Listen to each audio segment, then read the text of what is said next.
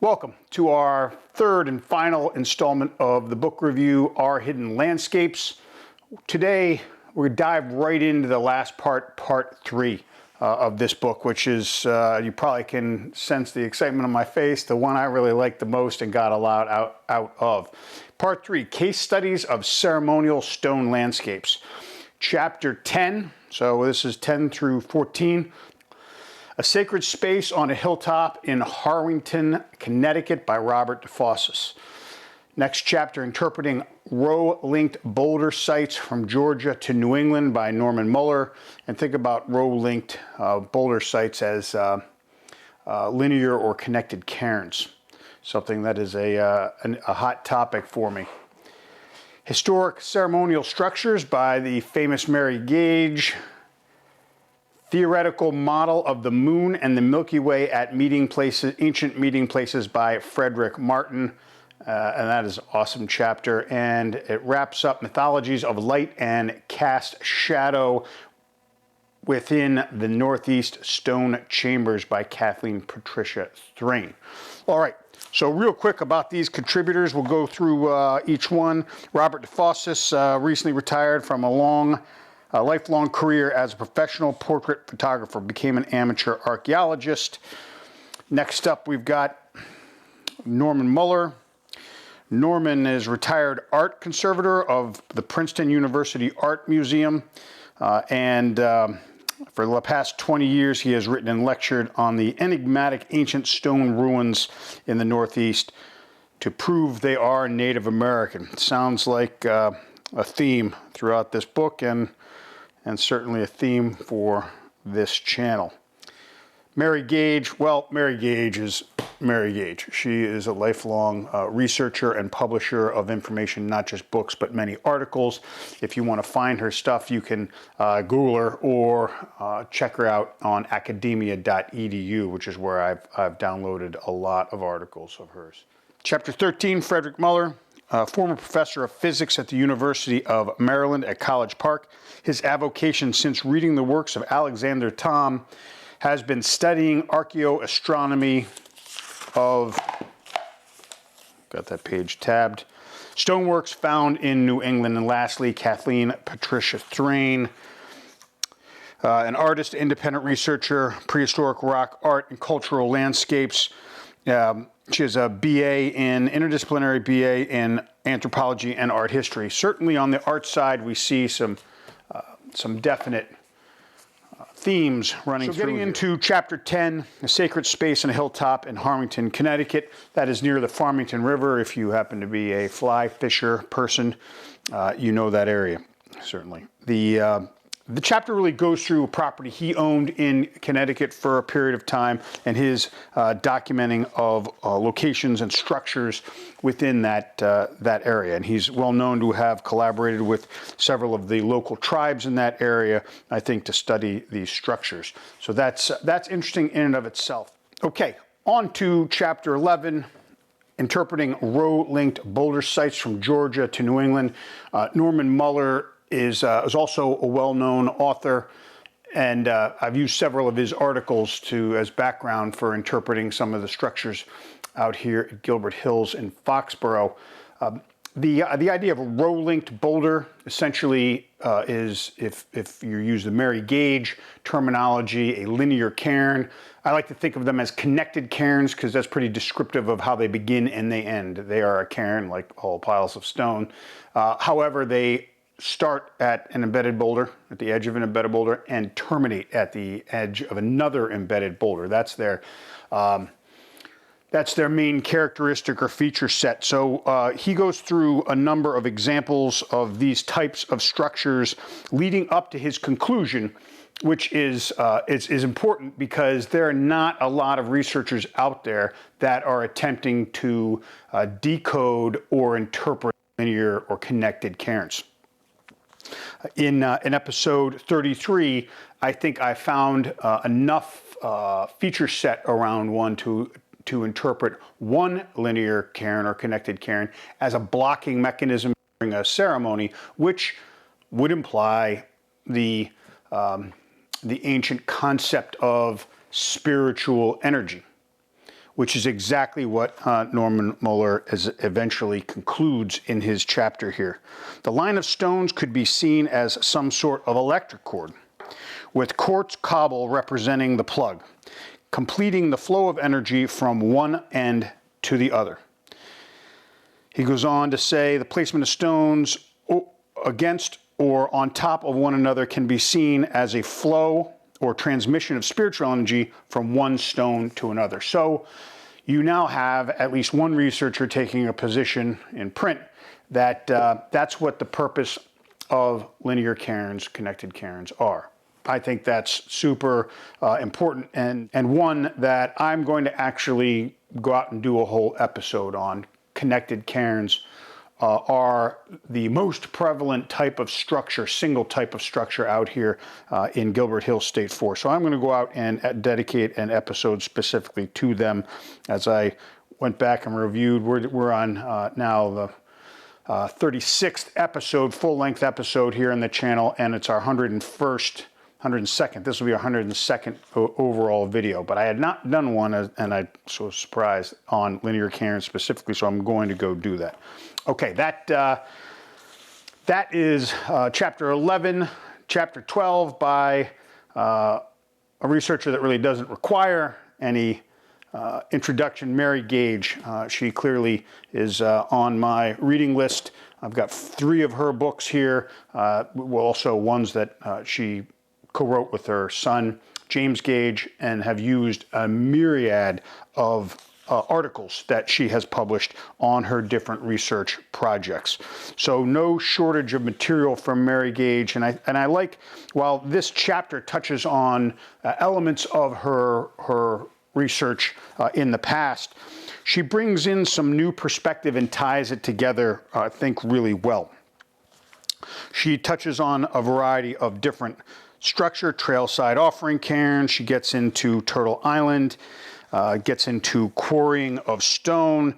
Then on, and I'll call this one on page 290, it relates to the conversation I had with Professor Harry Holstein. He and I had a wide-ranging conversation about Native American structures and history and theories of spiritualism related to that.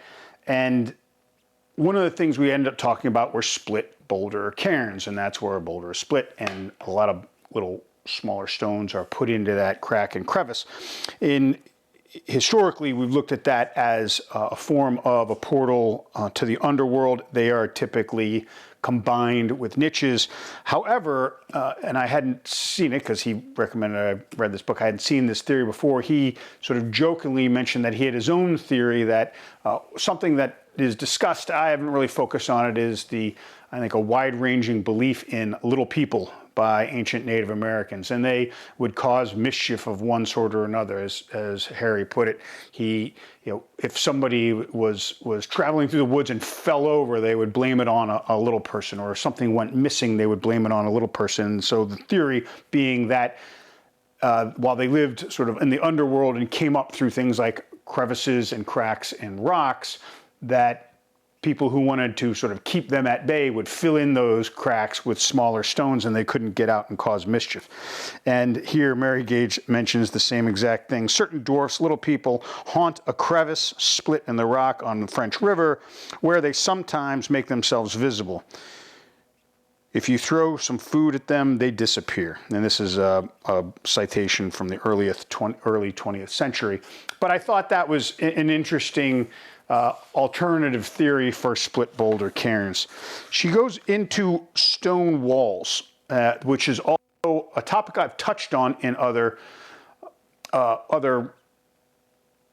episodes. I'll put a card up here to it, but I'm going to go back and touch on them a little bit more because I think they are one of the largest points of confusion as to origin of structures out here in New England. As growing up in New Englander, it's all about good fences make good neighbors. Historically, those stone rows and stone walls were all made by farmers, settlers, colonists.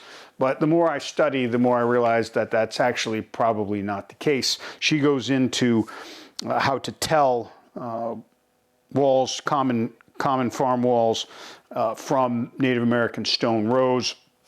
that is very important in the identification of the origin of stone walls or stone rows. I think it's so vital that I was going to go in and do probably 2 more episodes on that. One, sort of a top 5 ways you can tell a stone wall is actually a Native American stone row. And then I have noticed that there are around here a number of stone walls that would really appear to have been settler, colonist, farmer made. They do border properties or line roads, but in fact, they end up containing features, as she points out too, that are very consistent with Native American spiritualism. So maybe not all the stone walls we think are colonist, settler made are actually that way. Maybe they are Native American in origin. And then she gets into the idea of snake effigies or serpent effigies.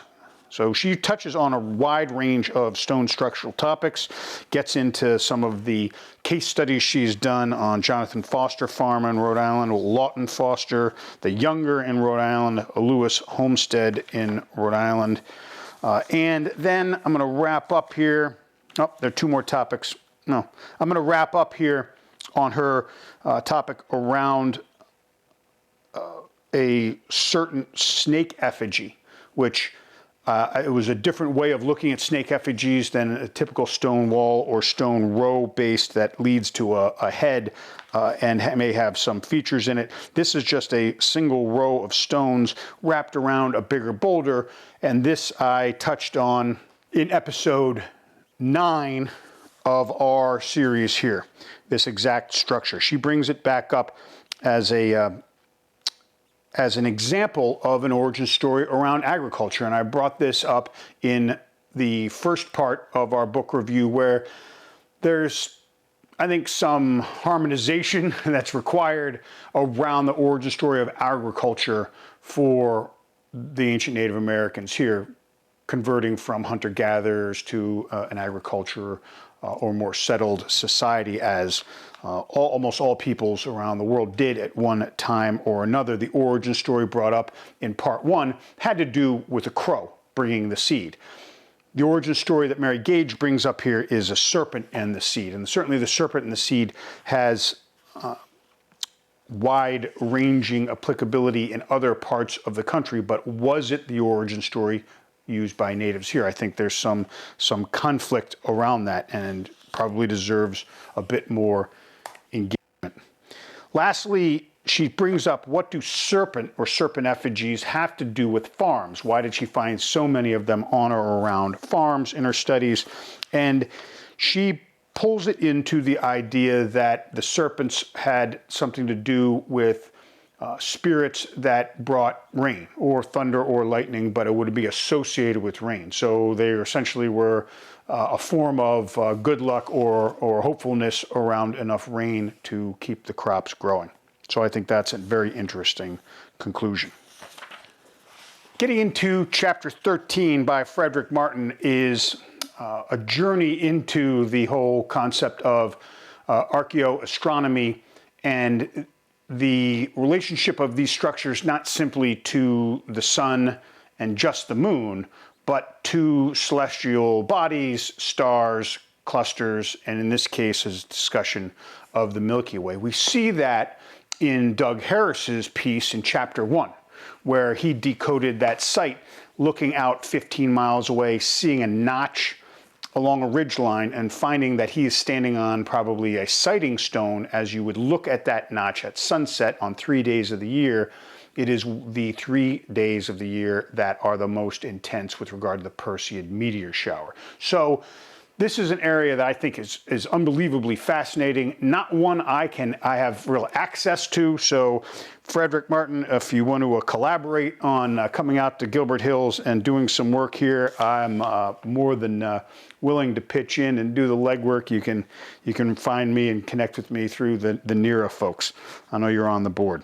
This chapter really ties into him looking out at at alignments with regard to the moon, certain stones with both sighting and back sight and a foresight stone, which is creating the alignment. So he's found these, and then he's able to calculate doing solar-oriented transit surveying.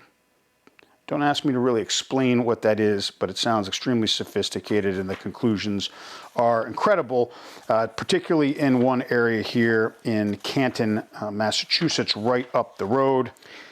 He bases a lot of the focal point of his theories, his beliefs, on what I will call out here, and it relates to the myth of the path of souls. This belief exists in oral traditions of Eastern woodland tribal communities and is thought to be of great antiquity and to have had a Eurasian origin. Related ideas that may have had the same Eurasian origin include the importance of the two intersections of the great circle of the Milky Way with the orbit of the sun on the celestial sphere. And he goes on to tie in the full moon into that belief system. Then, through his studies and a site in Canton, Massachusetts called Balanced Rock Site, or Indian Council Rock, he determined a series of stones, their alignments, and an area where during the Milky Way's prominence in the night sky, a full moon would come down at a certain point and just touch the edges of these stones that are, as he points out, sighting stones. I think the methodology is fascinating. It's very sophisticated, and one that takes a way to interpret some of these sites that are out here in a totally different way. I can tell you that there are a handful of sites out here where the stones are oriented in such a way it's relatively clear, not just on how they're oriented, but known structural types around them, like niches and the like, that these sites have some purpose, but one that if you were just looking at the star or just looking at the sun and the moon as reference points to the ceremony or the importance, it doesn't really explain it. So Frederick Martin gets into a whole area here that I think opens up the possibility to interpret many other of these sites that right now defy interpretation. So that is that I was very, very excited, as you can tell, when I read through that chapter. And it could actually help us in another endeavor we've got on our agenda, which is to go through the papers of John Maverick Jr., who was the co-author of Manitou. He was out here in the 80s doing some research, had some theories, didn't complete his work here, and I think it'd be interesting to try to complete that work.